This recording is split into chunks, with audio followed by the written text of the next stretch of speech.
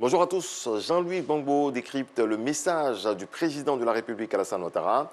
Le chef de l'État, vous le savez, s'est adressé à la nation le vendredi 31 décembre dernier. Notre reporter revient sur le volet économique du discours, notamment les acquis et efforts pour la construction d'une Côte d'Ivoire solide et solidaire. Suivant. La construction de la Côte d'Ivoire solidaire est en marche.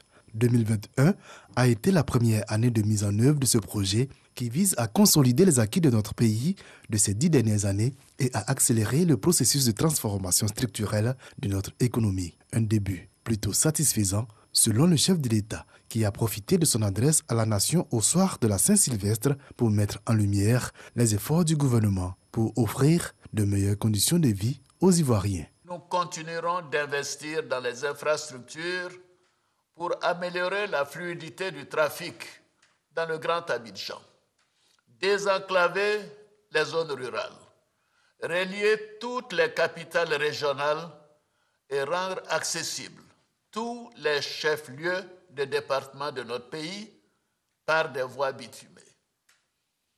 Je me réjouis que les projets structurants tels que le 4e pont Yopougon-Plateau, le pont de Cocody et l'échangeur de l'Indénié seront achevés en fin d'année 2022.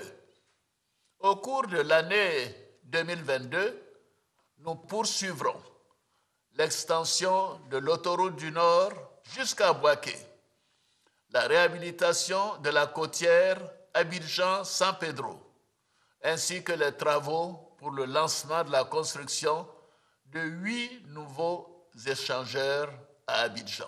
Un autre pilier sur lequel s'appuie l'économie de la Côte d'Ivoire, le secteur de l'énergie. Et 2021 a été marqué par une découverte majeure, le gisement Baleine, qui entrera en production dès 2023. Une découverte qui permet au chef de l'État de se projeter sereinement sur l'avenir.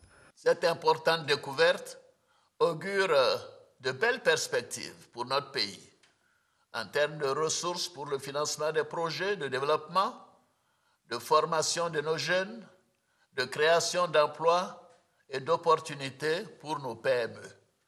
Ce sera aussi le premier gisement zéro émission nette en Afrique.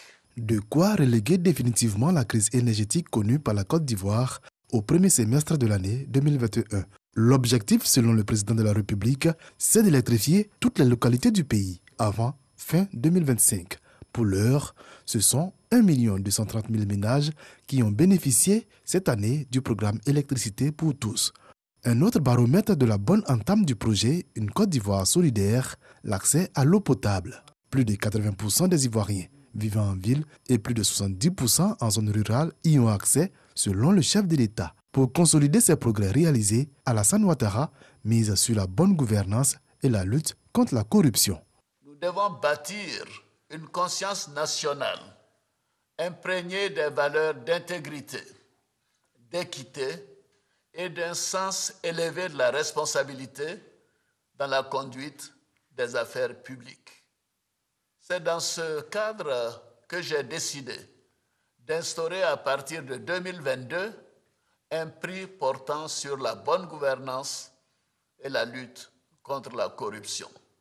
Ce prix favorisera l'éclosion de cette conscience nationale qui prône le respect des deniers publics, la recherche de l'excellence et qui place l'intérêt de la nation au-dessus de tout.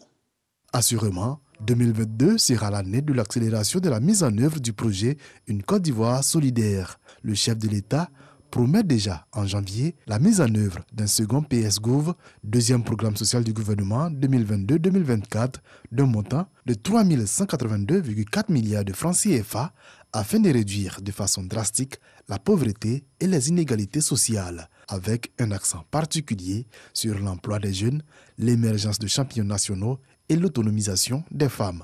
Preuve de la résilience de son économie face notamment à la Covid-19, la Côte d'Ivoire a réussi à maintenir un taux de croissance économique positif d'environ 2% en 2020 et 6,5% en 2021, une dynamique qui devrait se poursuivre en 2022 avec un taux de croissance projeté à environ 7% selon le président Alassane Ouattara. Voilà, décryptage du discours du président de la République Alassane Ouattara au soir du 31 décembre 2021. Le Premier ministre civil soudanais Hamdallah Hamdok a annoncé sa démission hier dimanche après une nouvelle journée de manifestation durant laquelle au moins 2 personnes ont été tuées. Il était revenu au pouvoir il y a moins de 2 mois dans le cadre d'un accord politique conclu avec les militaires. Fin de ce point de l'actualité. Un autre développement vous sera présenté à 7 heures.